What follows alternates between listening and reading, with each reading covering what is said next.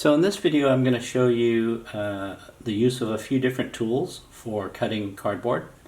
Some of them cut straight lines and some cut curved lines. And so the first one I'm going to show you is called the clever cutter. You can see here that it's got a razor blade that's somewhat hidden behind two little arms that are sticking out here. It's a pretty safe tool because you can't reach in, even with small fingers, you can't reach in and get the blades.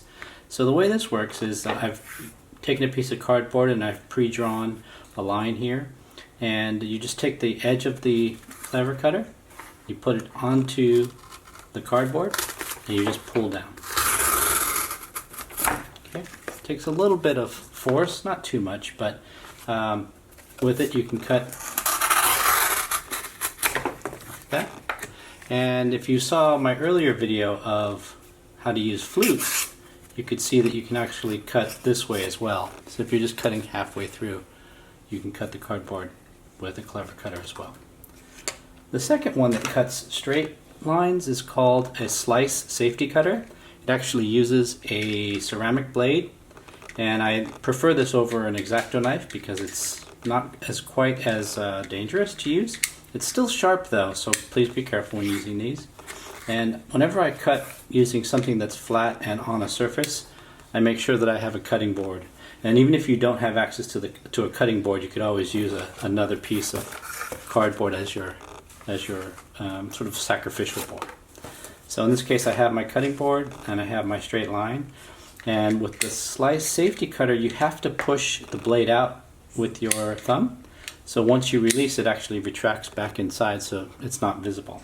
And with this one, I can just cut down the line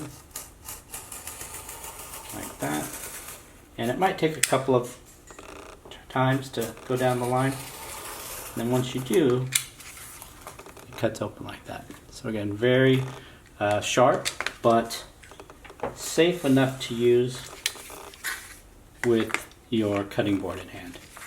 Okay. The other two cutters are designed for use in, they cut straight, but they can also cut curved lines. And so the next one is called a canary cutter, and it looks kind of like a saw or like a blade. It's really not that sharp like this if you just touch it, but in fact it actually is very sharp. And so one of the concepts that we teach in class is this idea of the blood bubble. And what the blood bubble is an imaginary ball around any tool that might be dangerous. And so what you want to do when you're using this is think about that blood bubble and how it might affect not only your work, but your work with other people as well. So if you're moving the canary cutter back and forth, you have to keep in mind other people in your surrounding area. And even if you're not using this, but your partner is, or somebody close to you is, just keep in mind that imaginary bubble around any sharp object. And so taking this tool, I can, again with a pre-drawn line, I can just put it this way, the canary cutter, and you'll notice that it cuts pretty quickly, okay? And because of the thinness of the blade, I can actually make a curve.